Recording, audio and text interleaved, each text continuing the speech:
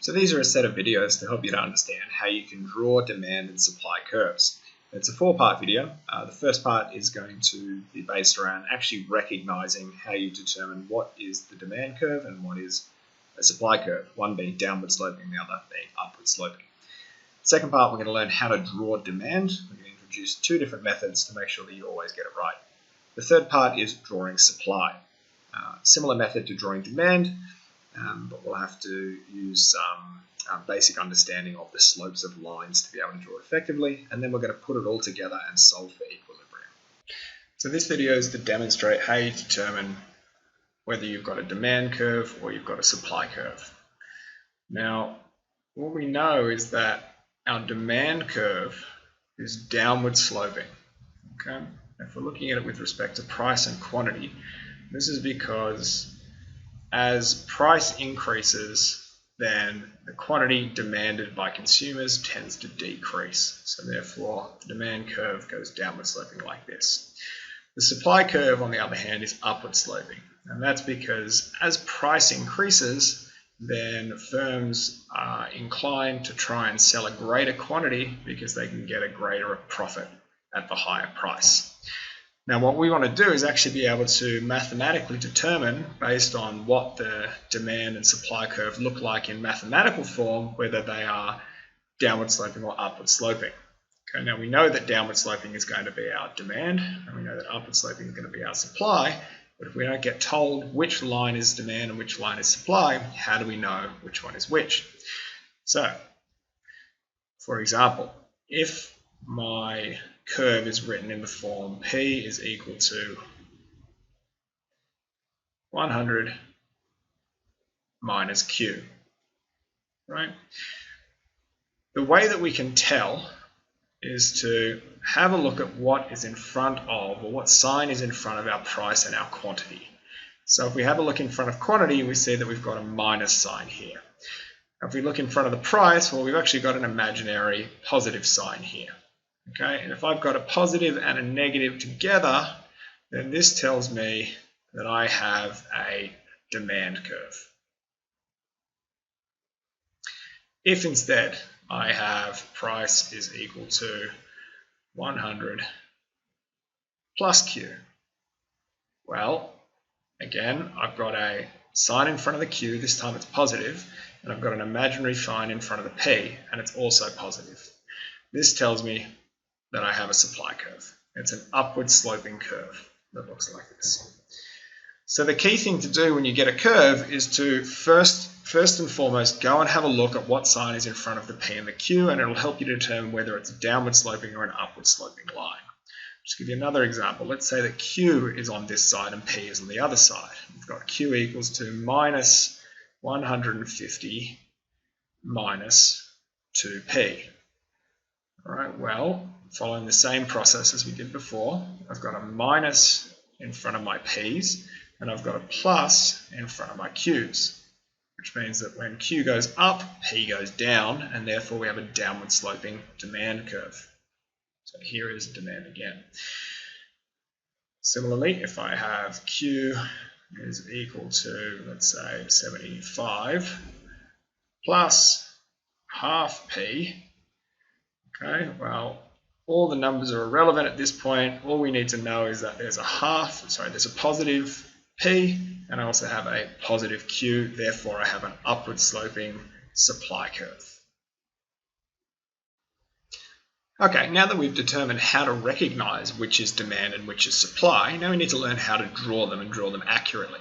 The more accurate that you can draw your lines, then the greater chance you've got of actually catching an error in some of your calculations, and also proving to your marker that you understand what the lines look like. It'll be easier for you to, work out some geometry that might come a little bit later on. So with respect to drawing demand, there's 2 methods to finding and drawing demand. The first method, we're going to find the 2 intercepting points. And the second method, what we're going to do is just find the P-intercept and then use the slope of the line to find the Q-intercept. I personally think the second method is more intuitive, but you can definitely use either and you'll always get the right answer.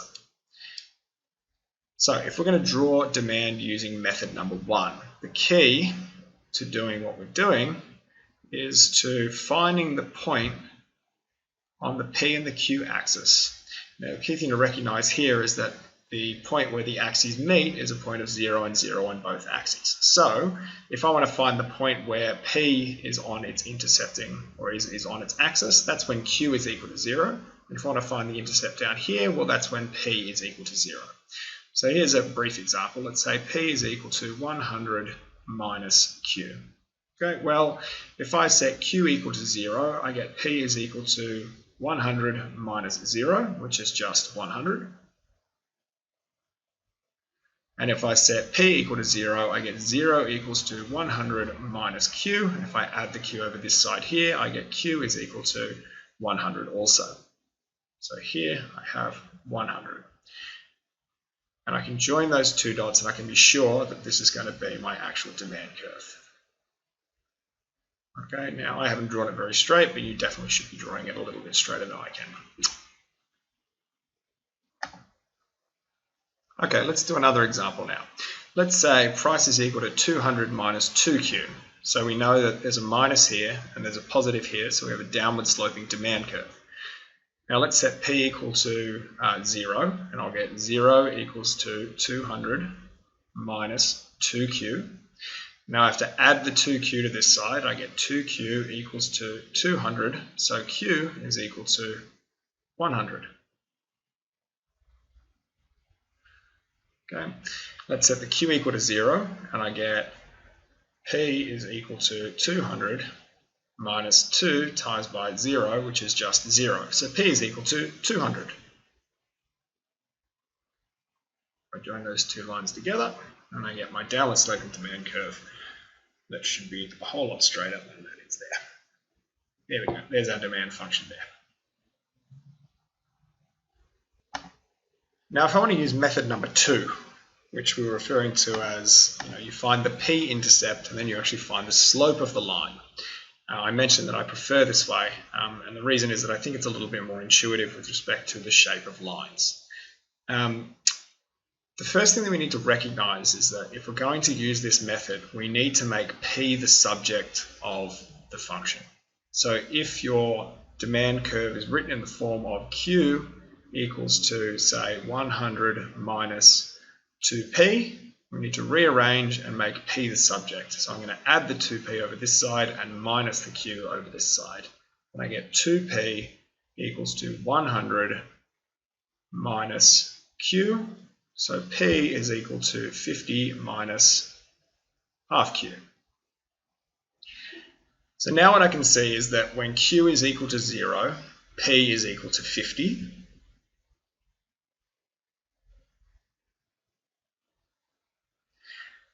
And what I can also see is that the relationship between P and Q is represented by this minus a half here. So whatever is sitting in front of your Q represents the relationship between P and Q.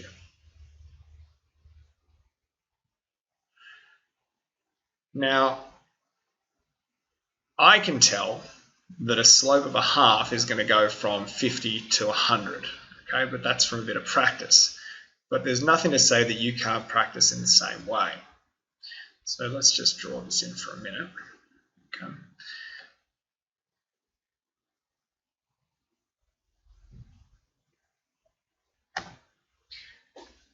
So if I have a set of axes, as we've been dealing with,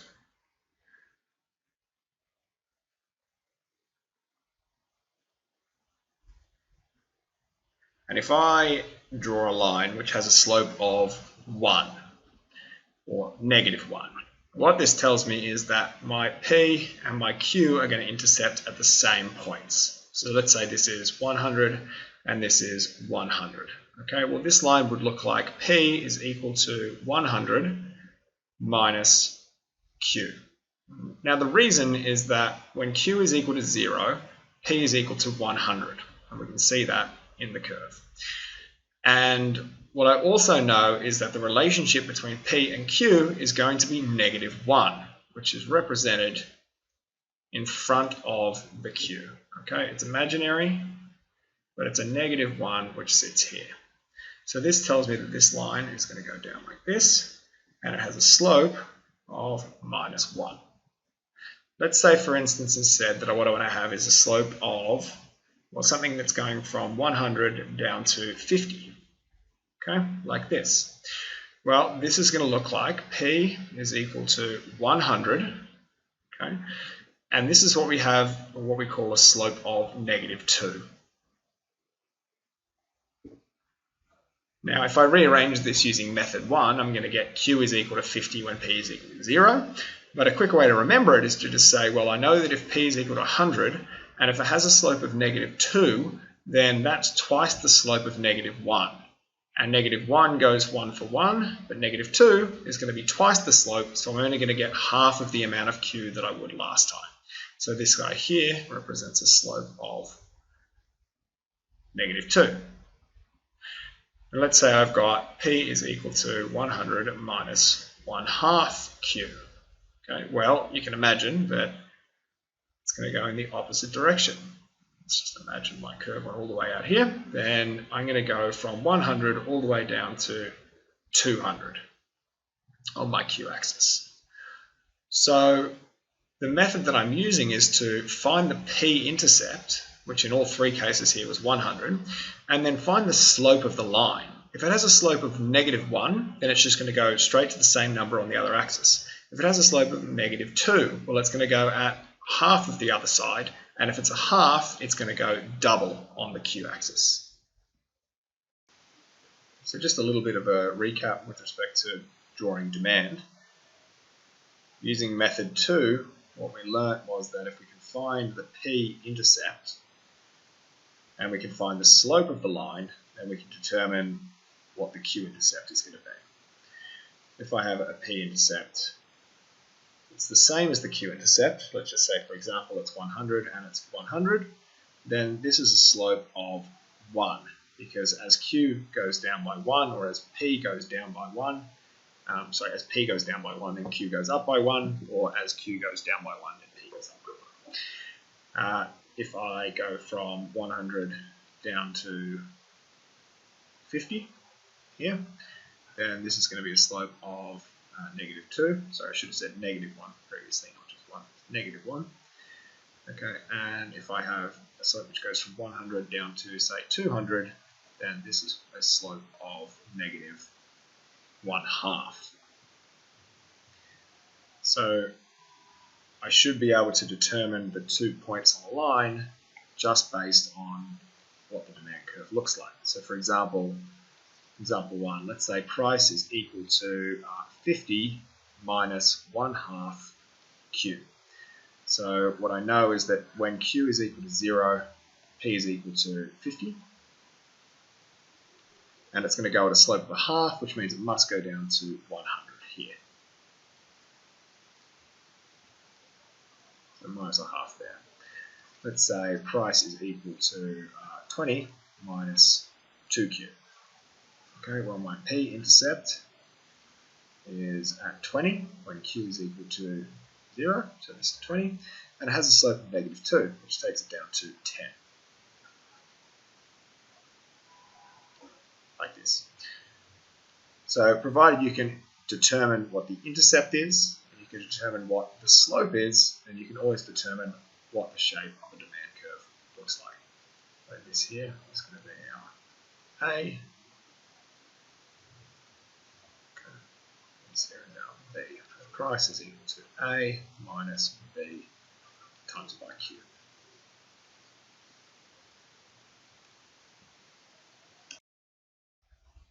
Okay, so now what I'd like you to do is actually go and have a go at these 5 practice questions. Just pause the video for a minute, grab a spare piece of paper and have a go at just drawing these demand functions. Okay? I'm going to solve them. Okay, now I'm going to solve the questions for you. So question number 1, we have P equals to 100 minus 2Q. Okay, now I'm going to use method number 2 for this one. So this tells me that my P-intercept is at 100. Okay, Okay, because I know that if I set q equal to 0, I'm going to get 100. And I know this has a slope of minus 2, which means that it's going to go down to 50, like this. 2. P is equal to 50 minus 0.5q, or half q. Okay, well again, using method number 2, what I get is that P is equal to 50, and my slope is minus a half, which means it's going to go all the way out here to 100. Question number 3. P is equal to 1000 minus q.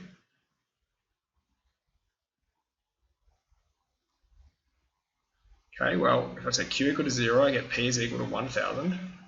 And this one has a slope of minus 1, which means it just goes straight to 1000 down here. It's just a straight line like this one here. Question number 4 is a little bit different. It says that q is equal to 500 minus 0.5p. Well, like I said in the training video, what you need to do is rearrange for p if you'd like to use method number 2. So what I'm going to do is I'm going to take the 0.5p and add it and bring it over this side, and then I'm going to minus the q and bring it over to that side there. I get 0.5p is equal to 500 minus q. Now if I've got a half a p and I want to get rid of it and turn it just into p, well I need to multiply it by 2. So I get p is equal to 1000 minus 2q. So now using method number 2, I have when q is equal to 0, p is equal to 1000, and it's got a slope of negative 2, so it's going to go down to 500. Question number 5. Q is equal to 120 minus 2p. So I'm going to rearrange again. I get 2p equals to 120 minus q. P is equal to, by dividing by 2 here, I have to divide everything by 2 over this side here. So P is equal to 60 minus half q. So what I'm going to get is P is equal to 60 here, and it has a slope of negative a half, so it's going to go double on the q axis, down to 120. So I hope you managed to get a few of those right. If you didn't, then watch over it again, have another crack, and there'll be some more practice questions a little bit later. Now, sometimes the demand functions get a little bit trickier, and they're not too difficult, but we're just going to do a few examples of some that maybe aren't as intuitive as some of the previous ones, so therefore method 2 may not work for you in these. You might have to just use method 1 and determine the 2 different intercepts of P and Q. So I want you to take a few minutes and try and answer these first 5 questions, and when you come back we'll just see how you go. I'll walk through them in just a minute. Okay, so question number 1 is P is equal to 240 minus 2/3 Q. So P equals 240 minus 2/3 times by Q. Now I know that when Q is equal to 0, then P is equal to 240. And if P equals to 0, then I'm going to get 0 equals to 240 minus 2/3 Q. So I add the 2/3, I get 2/3 Q equals to 240. If I times 240 by 3, and I'm going to get 720. So 2Q equals to 720, and therefore Q is equal to 720 divided by 2, which is 360. So we'll just go ahead and draw that. I'm going to get, so when Q is equal to 0, we determine that P is equal to 240. And when P is equal to 0, Q is equal to 360. Okay, now what we can see is that the slope of 2/3 still applies. We can still use method 2. You just need to determine whether you can actually work that out. Your head, or whether it's just better to go and find the 2 intercepting points. So question number 2. Q is equal to 2.5 minus 5 on 2p.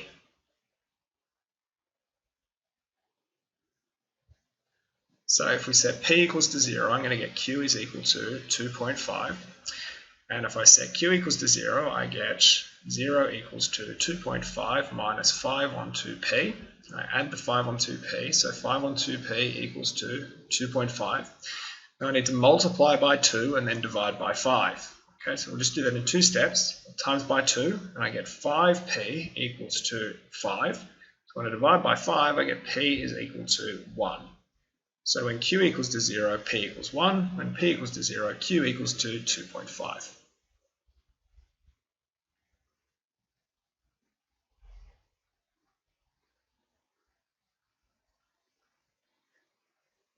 Question number 3. P is equal to 1000 minus 10q. Okay, well when q equals to 0, p equals to 1000. And when p equals to 0, 10q equals to 1000. So q is equal to 100.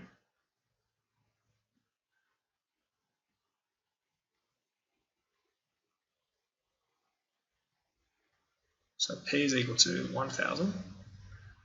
And it has a slope of negative 10. Going all the way down here, down to 100. Question number 4 is q is equal to 500 minus 1.5p.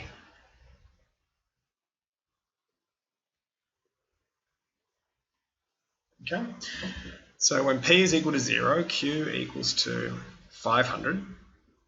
Another way of writing 1.5p would be to say it's minus 3 on 2p, and that's 0 equals to 500 minus 3 on 2p. So we have 3 on 2p equals to 500. I times by 2, I get 3p equals to 1000. So p equals to 1000 over 3, which is approximately 333. Okay.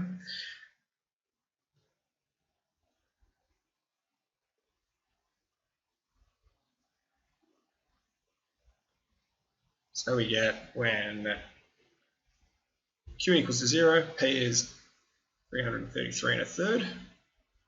And when p equals to 0, q is equal to 500.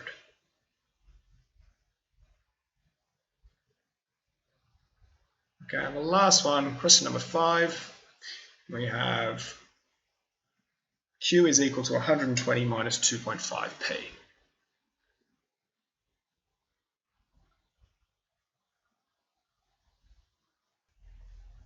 So we have q is equal to 120 minus 2.5p. When p is equal to 0, q is equal to 120. And when q equals to 0, we have 0 equals to 120 minus 5 on 2p. And 5 on 2p equals to 120. We have 5p equals to 240 by multiplying by 2. And now we get p is equal to 240 divided by 5 equals to 48.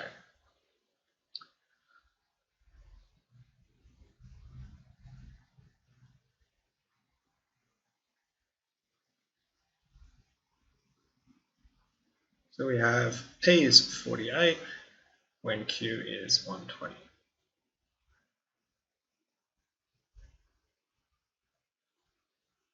That's it. So I hope you got a few of those right. If you didn't, go back over them, study again, work it out. And if you need more help, you can always get in touch. Okay, let's move on to lesson 3, which is drawing the supply curve. So just a quick refresher with respect to the slopes of lines. If I have any line which is upward sloping, then I know that I'm going to have a positive sign in front of the p, and I'm also going to have a positive sign in front of the q. What we also know is that if we're in the form of p equals, then whatever sits in front of the q Okay, this actually represents the slope or the relationship between P and Q. So in this case here, if this is 0, where this is the price and this is the quantity, this line looks like when quantity goes up by 1, the price goes up by 1. And when quantity goes up by another 1, the price goes up by another 1. All right? So this would look to have a slope of 1. Okay, and this line actually looks, or is written in this form. Because when Q is equal to 0, so if Q equals 0, then P is equal to 0. Okay, which is represented by this point here. And now if P increases by 1, Q increases by 1. So therefore the slope equals to 1, and the intercept here is 0. So this line is written as price is just equal to Q. If I have, let's just do a whole set of different lines, which all have the intercept at 0 here. So this one here, I'm going to say has a slope of 1. If it's, say, double this slope, then this has a slope of 2. And if it's half of this slope, it has a slope of a half. Let's call this one A, and call this one B, and call this one C. So line A looks like price is equal to Q. It's the same as the example above. Example B is price is equal to 2Q. And example C is price is equal to half Q. Because each of these represents the slope of the line here, where the slope is just 1, here the slope is 2, and here the slope is a half. Now all of these have an intercept at 0, so therefore we don't need anything in front of this half Q. Let's say, for example, instead, what I have is a line that looks like this. It starts at 10, and it goes up at a slope of 1. And another one, which is the same, has an intercept of 10, but goes at a slope of 2. And another one, which intercepts at 10 and goes at a slope of 1/2. Well, what I have is price is equal to, so I'll call these again, so this is A, and this is B, and this is C. So for A, I have price is equal to 10 plus Q. Because when Q equals to 0, P is equal to 10. As we can see here, when Q is 0, P is equal to 10. For B, when Q is 0, P is still equal to 10, but it has a slope of 2, so it's plus 2Q. And this one here, price is equal to 10 plus 1/2 Q. And that's number C, part C.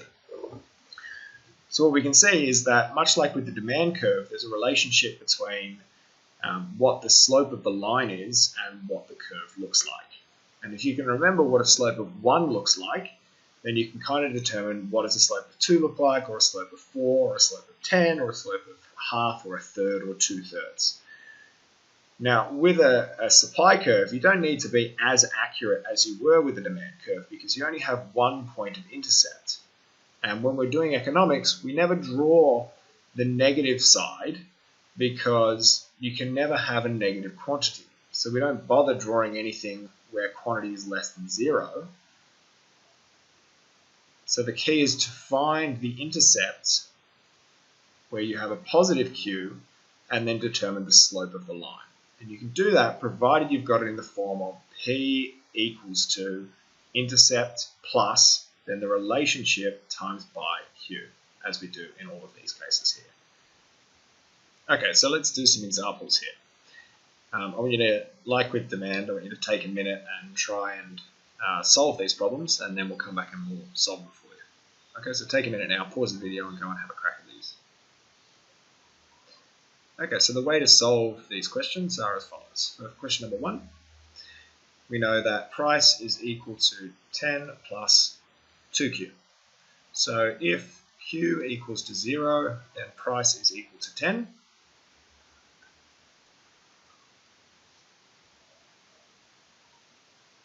And I know that the slope of this line is 2. It's positive 2 because I have a 2 in front of the Q here.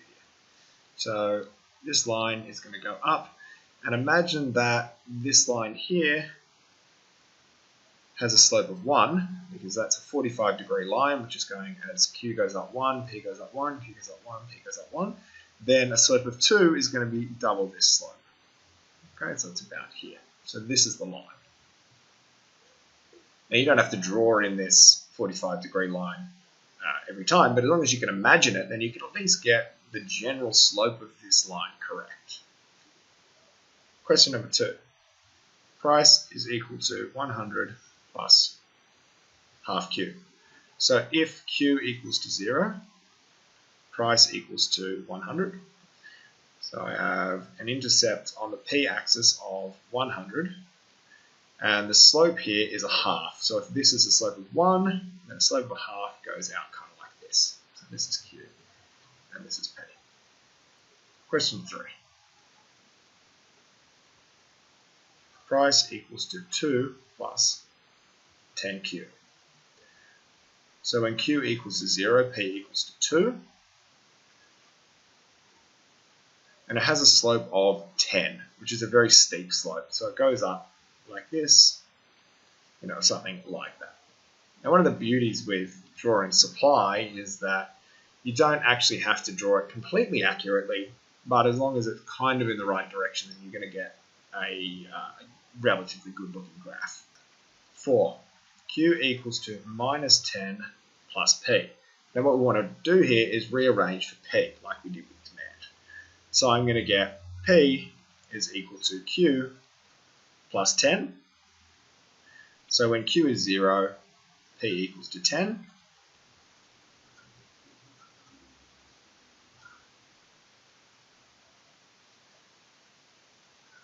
And this one has a slope of 1. As we can see here, because this is just a 1 in front of this Q here. So this has a slope of 1, which is a 45-degree line, which goes like this. There's supply. Question 5. Q equals to minus 100 plus half P. Again, I'm going to rearrange for P. So I'm going to get half P equals to Q plus 100. And I have to multiply by 2 to get the P on its own. So P is equal to 200 plus 2Q. So if Q equals to 0, then P is equal to 200, and we have a slope of 2, which is double the slope of 1. This looks like this.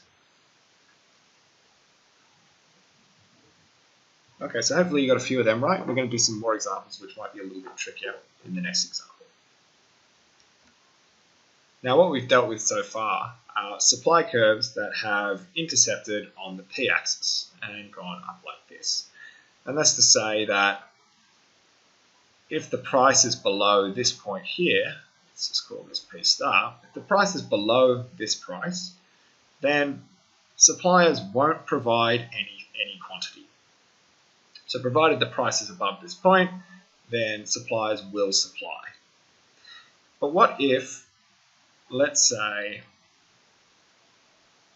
instead, we don't have an intercept on the p-axis, but I have an intercept on the q-axis, which is also very possible. And what this intuition is saying is that suppliers will always produce provided the price is greater than 0, and the minimum quantity that they will produce is this quantity here. Okay? So we can get supply curves which are written in the form that actually give the intercept on the q-axis and not the p-axis. Now the key thing to recognize is that there is only one positive intercept for a supply curve. So if we think about extending this model into the negative and we follow our line, then what we get here is some negative q intercept here, and on this one here what we're going to get is some negative p intercept here, if we imagine that the p-axis and the q-axis were to continue into the negative. So what we notice is that I have a negative q-intercept and a positive p-intercept. I have a positive q-intercept and a negative p-intercept. Now, we don't have any interest in the negative intercepts because we only want to demonstrate what's going to happen when we have a positive amount of quantity in the market, all right, and positive prices. So what we need to do is determine whether it's got a p-intercept or a q-intercept. So let's say I have the line price is equal to 100 plus q. Well, I know that if q equals to 0, then p is equal to 100. So therefore I know that the positive intercept is where p is equal to 100. But let's say instead that I had p is equal to minus 100 plus q. Well, if q equals to 0, then p is equal to minus 100. And I don't care about this minus 100. This is not of interest to me. So therefore what I need to do is find the positive q-intercept. So I say, all right, well, if p is equal to 0, then I get 0 equals minus 100 plus q. And if I rearrange, I get q is equal to 100. So what I found is that, so still, I know that the relationship between p and q is this positive 1 slope. But the intercept, the positive intercept, is when q is equal to 100. So that means that my intercept on the positive sign is on the q-axis, and it still has this slope of 1 here. So you need to be able to determine, first of all, is it a positive slope? We do that by finding that there's positive in front of the p and positive in front of the q. We then need to determine which axis has the positive intercept and what is the slope of the line. So I'll do another example. Let's say p is equal to minus 200 plus half q. Well, I know that if q equals to 0, then p is equal to minus 200. So this is not what I want. This is not what I want. This is pointless. This is irrelevant to my information. So if I set p is equal to 0, then I get minus 200 plus half q equals to 0. So half q equals to 200 and q is equal to 400. I also know that the slope of my line is a half. So if I want to represent this, I have an intercept on the q-axis of 400, and I have a slope which goes up at a half. Okay, where again, hypothetically, imagine that I have some 45-degree line which goes like this, so it's like half of the slope of that, which is this guy here. Okay, well, let's do some examples now. So question number 1. First of all, what I notice is that price is equal to minus 50 plus 2 on 3q. So therefore, if q equals to 0, then price is equal to negative 50. Okay, which isn't much use to me. I need to know what's the positive intercept. So I'm going to set p equals to 0, and I'm going to get minus 50 plus 2/3 q is equal to 0. So 2 on 3q is equal to 50. I'm going to multiply by 3, and I get 2q equals to 150, and then divide by 2, so I get q is equal to 75. Now I know that the slope of this line is 2/3, and my q-intercept is at 75. So if I go ahead and draw this, I'm going to get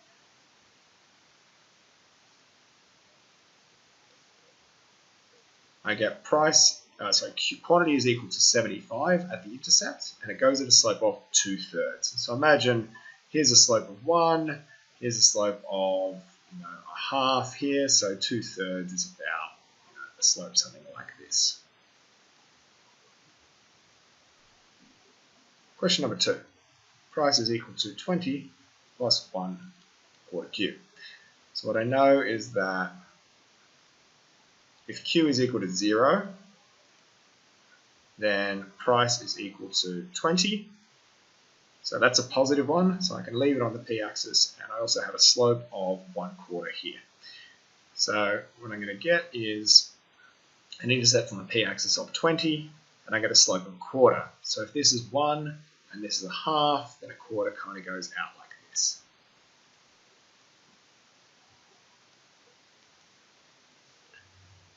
Question number 4.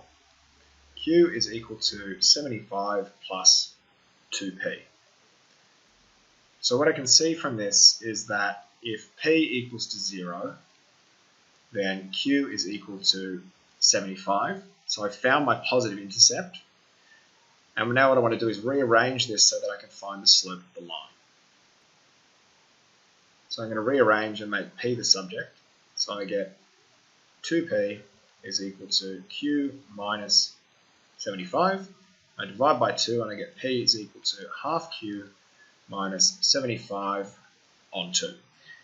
And what I can see is that the slope of the line here is 1/2. So I have an intercept of Q equals to 75 and a slope of 1/2, which looks like this.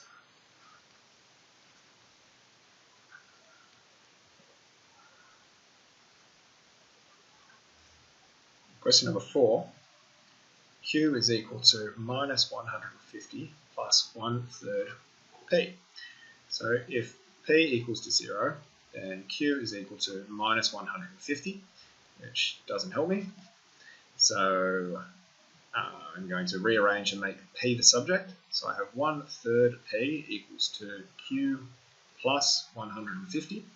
If I times everything by 3, I get P on its own. So I have P is equal to 450 plus 3Q. Now what I can see is I have a slope of 3. And if Q equals to 0, then P is equal to 450. So I found my P-intercept, the positive intercept, and the slope of the line. So P is 450, and my slope goes up quite steep at a slope of 3. Question number 5 is P is equal to minus 15 plus 1/3 Q. So if Q equals to 0, then price equals to negative 15, which is irrelevant to me. So I'm going to rearrange and set Q as the subject. So I know that the slope of the line is 1/3. Now I just need to know what the Q-intercept is, because that will no doubt be positive. So I'll set P equals to 0. I get 0 equals to minus 15 plus 1/3 Q. So 1/3 Q equals to 15. If I times by 3, Q is equal to 45. So now I have my P-intercept, so my Q-intercept, which is 45. And I have a slope of 1/3.